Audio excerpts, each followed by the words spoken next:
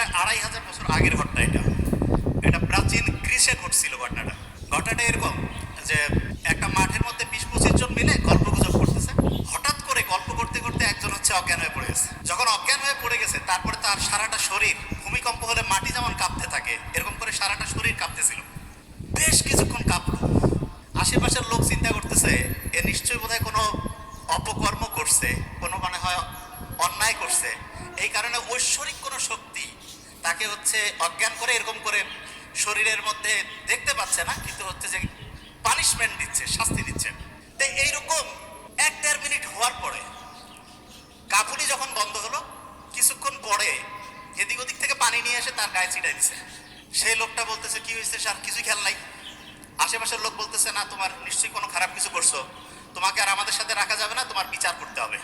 বিচার করার জন্য তাকে ওইখানকার যে বিচারক কমিটি ছিল, মানে জোর জবরদস্তি করে টেনে হেসড়ে তাকে সেখানে নিয়ে গেছে। নিয়ে যাওয়ার পরে যারা বিচারক আছেন তারা জিজ্ঞেস করছে যে তোমার সম্বন্ধে যে অভিযোগ আসছে এইটার ব্যাপারে তোমার বলার কি আছে। তো ওই লোক তো অজ্ঞান হয়ে গেছিল, সে জানেও না যে কি করছে। সে বলতেছে আমি তো কিছুই জানি না, কিছুই খেয়াল করতে পারছি না।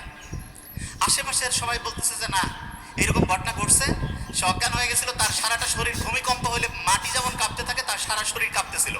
তখন বিচারকরা এদিক ওদিক তাকাইলো, সবাই একই সাক্ষী দিচ্ছে এবং বিচারকরা বুদ্ধিশুদ্ধি করে বলল যে তুমি নিশ্চয়ই এমন কিছু করছো, এই সমাজে তোমার আর রাখা যাবে না, তোমাকে 1 সপ্তাহের মতো সময় এখানে আমরা আলাদা করে, ওই যে করোনায় আক্রান্ত হইলে যেমন একদম আলাদা করে রাখতো না, শুধু আলাদা করে যে চেহারা দেখার বুদ্ধি নাই, খাবার দাবার দিত, এরকম করে 1 সপ্তাহ রাখবো।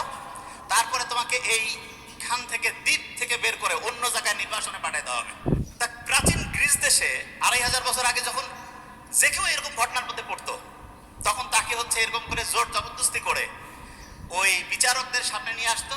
বিচারকরা যখন শুনতো যে 8-10 জন বলতেছে যে হ্যাঁ এই লোকের এইরকম ঘটনাই ঘটছে, তখন তাকে 1 সপ্তাহ এক জায়গায় আটকে রাখার পরে তারপরে নির্বাসনে অন্য জায়গায় পাঠিয়ে দিত। তাই এরকম করে প্রায় 15-20 বছর চলছে এই ঘটনা প্রাচীন গ্রিসে।